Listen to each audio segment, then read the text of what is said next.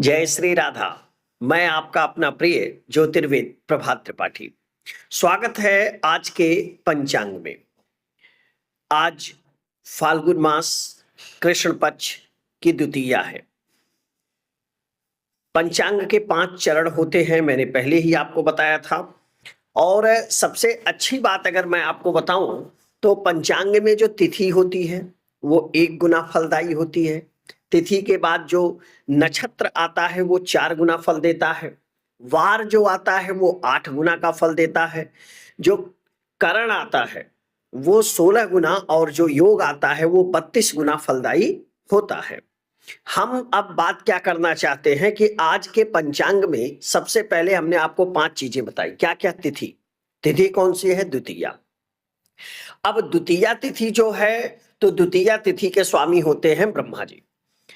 और ये तिथि जो है द्वितीया भद्रा में आती है और इसके स्वामी जो है या मालिक अधिपति कह सकते हैं आप, बुधदेव होते हैं। दूसरे नंबर पर कौन आता है? नक्षत्र। तो आज का नक्षत्र जो है वो मघा नक्षत्र है।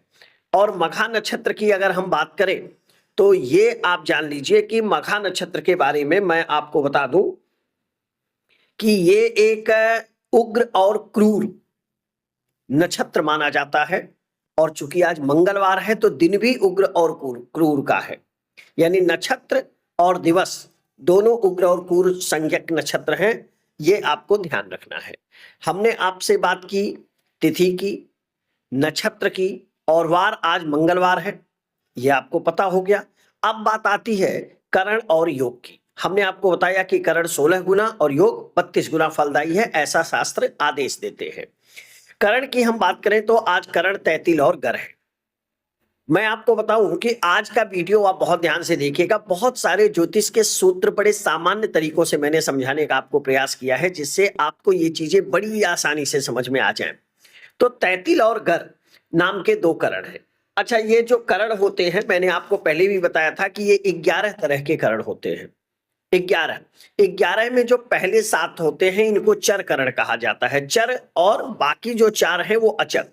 मैं पहले इसके बारे में आपको बता दूं क्योंकि मेरी उत्सुकता है कि आपको ये जानना चाहिए, लेकिन उससे पहले मैं पंचांग को पूरा कर लूं।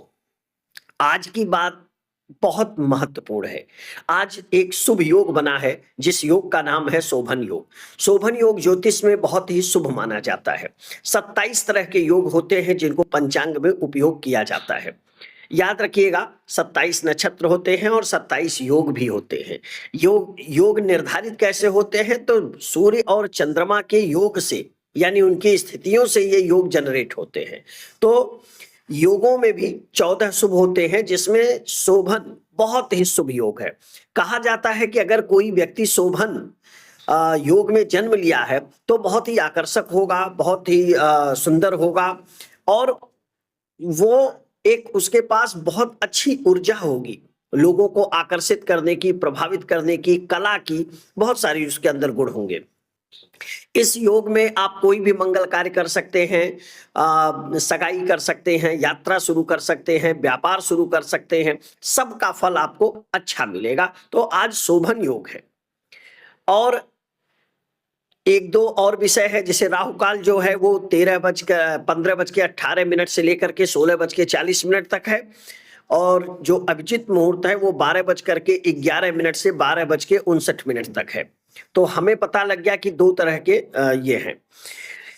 हमने आपसे कहा कि आज मैं आपको बहुत अच्छी चीज बताने वाला हूं, और उसमें क्या है कि हमने आपको बताया कि करण टोटल कितने होते हैं? 11 करण होते हैं जिसमें 7 चरण चर है। अच्छा, ये चर और स्थिर का क्या मतलब है ये समझिएगा।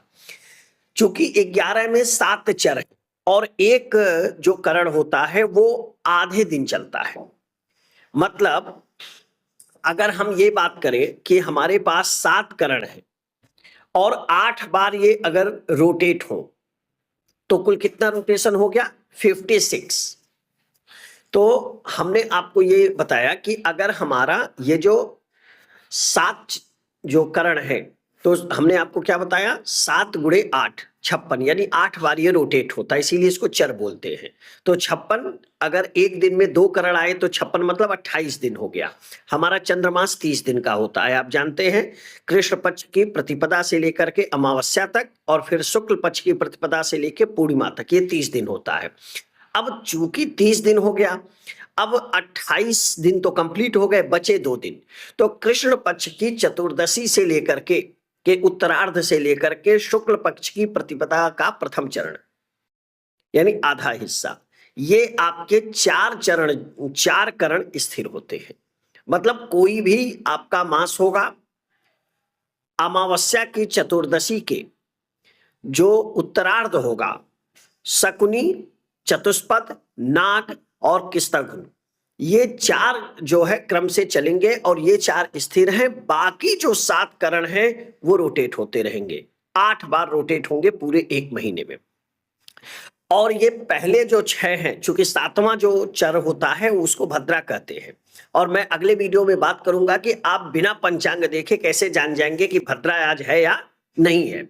इसी करण के रोटेशन से पकड़ में आता है कि जिस दिन वृष्टि का जो है करण होता है उस दिन भद्रा आ जाती है। आपको चूंकि मंगलवार है, हमने बता ही दिया कि पाप, उग्र और जो संज्ञक नक्षत्र। उम्मीद है आज का ये वीडियो आपको अच्छा लगा होगा।